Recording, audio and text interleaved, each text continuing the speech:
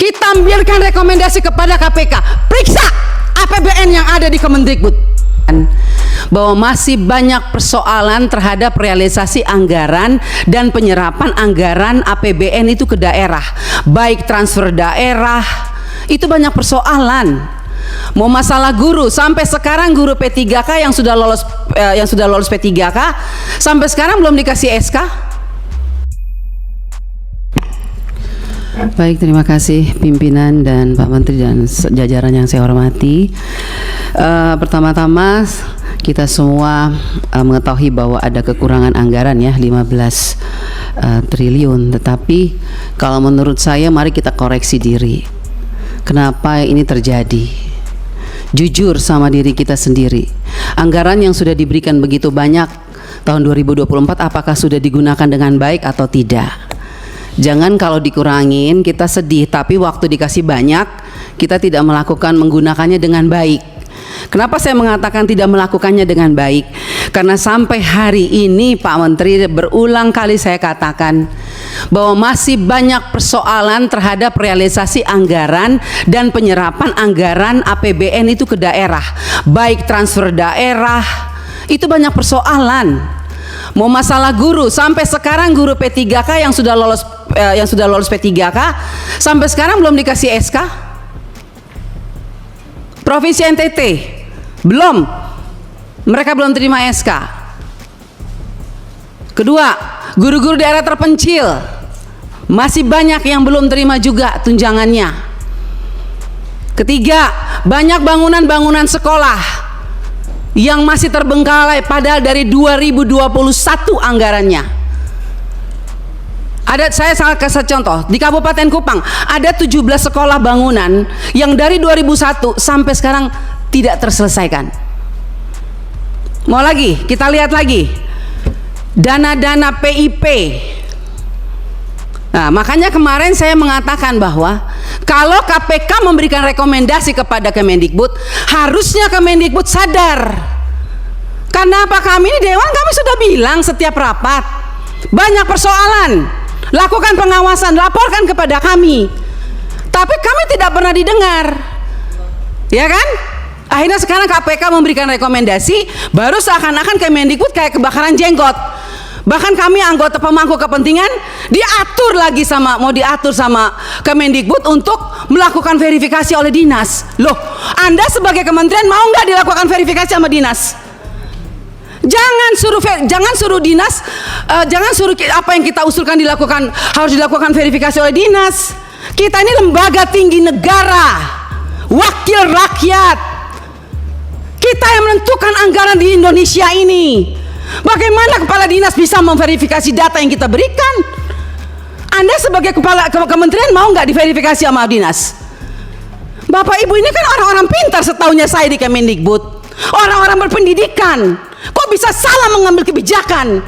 Bu Sekjen, Anda mengeluarkan Persekjen yang dimana poin nomor 3 dikatakan bahwa data yang direkomendasikan sebagaimana dimaksud pada huruf B diverifikasi oleh dinas pendidikan. Loh, kita ini pemangku kepentingan usulkan itu dari Dapodik sekolah. Dapodik itu harusnya kan, makanya tadi Pak Andre bilang operator sekolah itu diperhatikan, karena semua itu dari operator sekolah. Kepala sekolah aja kadang-kadang tidak tahu apa yang terjadi dilakukan oleh operator sekolah. Dinas pendidikan juga nggak tahu. Nah, kementerian juga. Jadi kalau mau lakukan verifikasi, harusnya kementerian melakukan verifikasi terhadap dinas, dinas lakukan verifikasi terhadap kepala sekolah, hasil verifikasi itu baru diberikan kepada kami. Itu jangan dibolak-balik. Bahkan saya minta Bapak Ibu pimpinan, kita ambilkan rekomendasi kepada KPK, periksa APBN yang ada di Kemendikbud. Karena ini banyak persoalan, PIP, KIP, dana BOS, banyak hancur ini. Tolong Ibu, saya minta Pak Pimpinan, kita berikan rekomendasi kepada KPK, periksa dari 2021, 2022, 2023. Nggak usah tambah anggaran kalau memang banyak korupsi, uang negara habis, bukan untuk rakyat.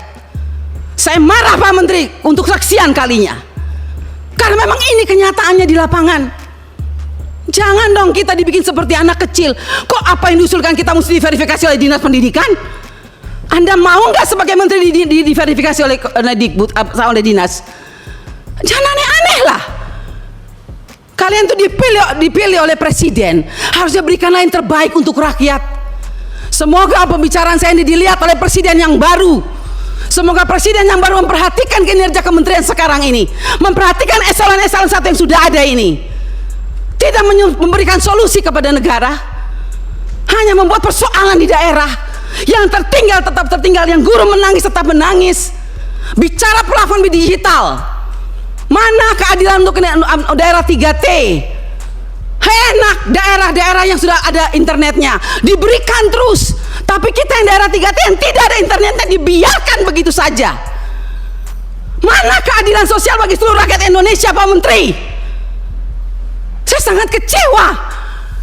Kita sudah mau habis masa jabatan, Anda mungkin sebentar lagi habis, atau Anda lanjut, saya tidak tahu.